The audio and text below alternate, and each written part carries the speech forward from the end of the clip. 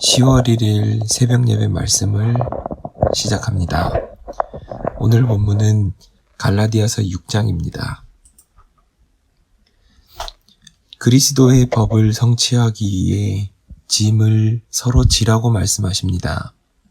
이 말씀은 5장 16절에서 성령을 따라 행하라, 22절에서 성령의 열매의 말씀과 같은 맥락을 하고 있습니다.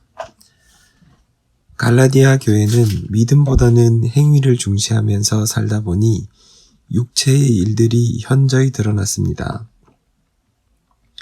5장 19절에서 21절까지 말씀에서 음행과 더러운 것과 우상숭배와 주술과 운수 맺는 것과 분쟁과 시기와 분냄과 당짓는 것과 분열함과 이단과 투기와 술취함과 방탕함과 또 그와 같은 것들, 이 육체의 일들이 갈라디아 교회에 나타나고 있었던 문제점입니다.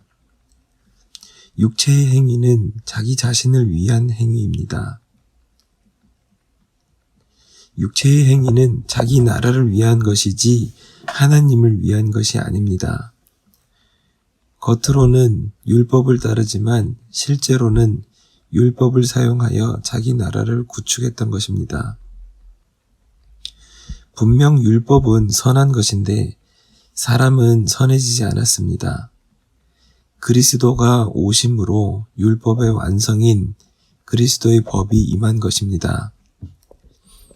그리스도의 법은 사람에게서 나온 것이 아니라 하나님에게서 나온 계시입니다. 갈라디아 교회는 서로 돕기보다는 서로를 비판하고 정죄하였습니다. 약속을 받은 사람이라면 범죄한 사람들을 비판하고 정죄하지 말고 사랑으로 바로잡고 우리 자신은 그렇게 범죄하지 않도록 조심하라는 것입니다. 2절에서 너희가 짐을 서로 지라, 그리하여 그리스도의 법을 성취하라. 서로 짐을 지라는 말씀은 앞서 나온 본문에 오직 사랑으로 서로 종로로 타라, 성령의 열매의 말씀과 유사합니다. 어떤 일을 하더라도 사랑으로 하는 것이 아니라 자기 만족 또는 사람들에게 보이기 위한 행위를 통해 얻는 만족감으로 하는 경우가 있습니다. 오늘 사도 바울은 이를 지적하고 있는 것입니다. 7절에서 스스로 속이지 말라고 합니다. 성령을 위하여 하는지 육체를 위하여 하는지 하나님은 아십니다. 그러면서 하나님을 위하여 한다고 변명하지 말라는 것입니다. 반면 성령을 위하여 일을 하는 사람은 낙심하지 말고 예수님 오실 때까지 계속하라고 합니다. 하나님은 심은 대로 거두십니다. 육체를 위하여 심는 자는 썩어질 것을 거두고 성령을 위하여 심는 자는 영생을 받게 됩니다. 그러면 성령을 위한 것인지 육체를 위한 것인지 어떻게 분별할 수 있나요? 4절에서 각각 자기의 일을 살피라고 합니다. 지금 하고 있는 일이 무엇을 위한 일인지를 살피라고 합니다. 스스로를 속이지 말고 스스로 살필 때에 성령의 사람이 되고 그런 사람은 열매를 보고 알게 됩니다. 사람들을 의식함으로 두려워하지 말고 하나님을 두려워해야 합니다. 특히 지금의 시대에는 더욱 그러합니다. 세상의 분위기에 휩쓸리게 되면 하나님의 것이 아닌 사람의 것을 선택하기 쉽습니다. 갈라디아 교회가 이 부분에서 넘어진 것이고 지금의 이 시대를 살고 있는 우리들도 똑같이 넘어지기 쉽습니다. 15절에서 할례나 무할례가 아무것도 아니로되 오직 새로 지으심을 받는 것만이 중요하다. 우리가 새 사람이 되는 것이 중요하다고 합니다. 분명 우리가 약속의 성령을 받았다면 성령의 열매를 맺는 우리들은 새 사람이라는 것입니다.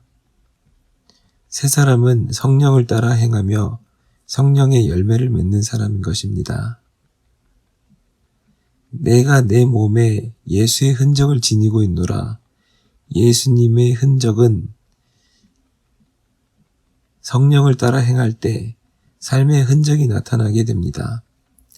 예수님과 함께 십자가에 못 박히고 예수님과 함께 삶에서 죽고 예수님과 함께 다시 살아나고 삶에서 이러한 하나님의 이야기를 살아갈 때 예수의 흔적을 가졌다고 말할 수 있습니다. 예수의 흔적이 있는 사람이 하나님의 인침을 받을 수 있습니다. 흔적과 인침, 순종과 구별은 같은 말입니다. 하나님의 말씀에 순종하여 유월절 환란을 마지막 재앙, 장자의 죽음에서 유월절 환란을 피한 이스라엘 백성과 지금 시대 우리 각자의 삶에서 하나님의 이야기를 살아내는 사람들에게 예수의 흔적이 있는 것과 같습니다. 우리는 마지막 때를 준비해야 합니다. 올라가신 예수님이 그 모습 그대로 다시 오시는 사건은 우리들 각자의 삶을 영원한 자유를 주시기 위해 구원하는 사건임을 기억하고 준비해야 합니다. 갈라디아서 마지막의 핵심적인 단어이자 결론이 예수의 흔적입니다. 교회 안과 밖에 그리스도의 법을 보지 못하게 하는 가르침, 종교가 점점 더 늘어나고 있습니다. 하루하루를 삶에서 하나님의 이야기를 살아내지 못한다면 비록 몸은 교회에 있을지라도 마음과 삶은 교회를 떠나 세상의 사람으로 살게 됩니다. 우리가 하나님을 향하여 살고자 한다면 성령을 따라 행하고자 한다면 성령이 도우십니다. 삶에서 하나님의 이야기를 살아갈 때 비로소 예수의 흔적을 가진 성도로 인침을 받게 됩니다. 하나님은 하나님의 사람을 구분하십니다. 예수의 흔적을 가진 사람을 구원하기 위해 다시 오십니다. 환란의 때를 이기게 하시고 벗어나게 하시는 이는 오직 내 하나님 아버지밖에 없음을 기억하고 찬양합니다. 기도하겠습니다. 하나님을 아버지라 부르게 하시고 우리를 자녀 삼아 주시니 감사드립니다. 앞으로 일어날 일들에 대해 하나님은 아버지의 마음으로 우리를 준비하게 하시고 단련시켜 주시길 원합니다. 우리의 믿음으로는 환란을 견디기 어렵기에 하나님의 이야기를 삶에서 살아내게 하시고 예수의 흔적을 가진 성도로 하나님의 은혜를 체험하며 오실 예수님을 준비하게 하여 주시옵소서. 어떠한 상황이 올지라도 믿음을 지키며 살게 하여 주시옵소서.